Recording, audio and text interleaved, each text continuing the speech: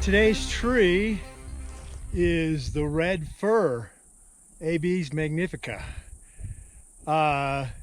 These trees are really common in the higher elevations, middle elevations. They grow from about 5,000 feet up to close to 9,000 feet.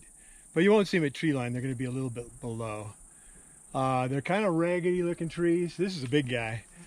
The biggest ones approach 200 feet, but they usually don't make it that far. They grow in areas where there's a lot of snow, so they break off.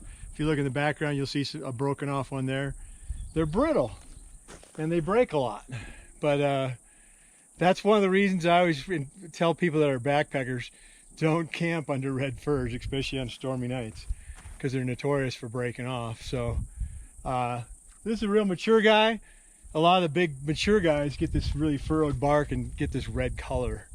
And here's the needles. They're real short, upward pointing, single needles. It's a fir. So the fir cones grow up high. You don't find them on the ground. They disintegrate on the trees like all firs and have wind dispersal for their seed propagation. And there's always young ones growing around. But as brittle as they are, they're still used in the timber industry for plywood and framing material. But they only grow in California, Oregon, and Nevada. At about Mount Lassen in the Cascades, they start hybridizing with each other. And eventually they go into the pure stands up north into Oregon, which are the Shasta fir, the Shasta Red Fir. These are the Sierra Red Firs. So they don't always turn this reddish color, but the younger ones, when they're young, they have smooth bark with the little resin blisters. So look for those when they're young. They're way easier to identify when they're young because they're very common in Christmas tree farms. They're called silver tips also. You'll see those in Christmas tree farms.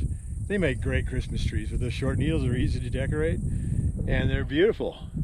So you can see some shorter ones behind me.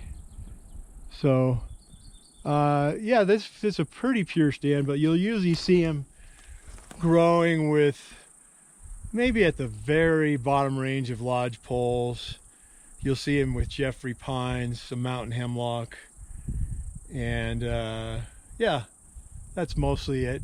They're kind of droopy looking. They tend to be a lot of kind of weathered looking at the top, but very common Sierra upper middle elevation tree, the Red Fir. Enjoy looking at them, but don't camp under them under a storm. Thanks for watching.